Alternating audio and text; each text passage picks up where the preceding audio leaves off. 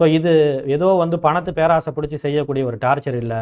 நம்மளை டார்கெட் பண்ணி முழுக்க முழுக்க நம்மளை அப்யூஸ் பண்ணணும், நம்மளை மேனுப்புலேட் பண்ணணும் அப்படிங்கிறதுக்காகவே வந்து செய்யக்கூடிய ஒரு விஷயம் அப்படின்னு சொல்லிட்டு அந்த பொண்ணு தெரிஞ்சுக்கிறான்.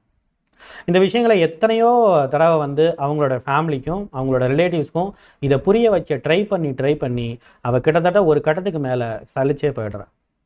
ரொம்ப எக்ஸாஸ்டடாக, பர்ன் அவுட்டாக, இனிமேல் நம்ம வந்து யாருக்கிட்டையும் சொல்லி இதை புரிய வைக்க முடியாது, அவங்க புரிஞ்சுக்கிற மனநிலைமையில் இல்லை. திரும்பி இதை ஒரு நார்மலான ஏதோ வந்து இந்த டவுரி மேட்டர், ஏதோ ஒரு வரதட்சணை மேட்டர், அவ்வளோதான் அப்படிங்கிற மாதிரி தான் இதை வந்து அந்த ஒரு விஷயத்துக்குள்ளே தான் அவங்க அடக்கி பார்க்குறாங்க. நம்முடைய கலாச்சாரம் என்ன ஆகிறது, ஏன்னா தாம் தூம்னு கல்யாணம் பண்ணியாச்சு. ஸோ இதெல்லாம் பேக்கெண்டில் அவங்களுக்கு இருக்குது. ஒட்டு மொத்தத்தில் நம்மளை எப்படியாவது காம்ப்ரமைஸ் பண்ணி வாழ வைக்க பார்க்குறாங்க அப்படிங்கிற மாதிரி ஒரு மிகப்பெரிய ஒரு சோஷியல் ப்ரெஷருக்குள்ளே இந்த ரதன்யா போகிறா. அது மட்டும் இல்லாமல் இயல்பாகவே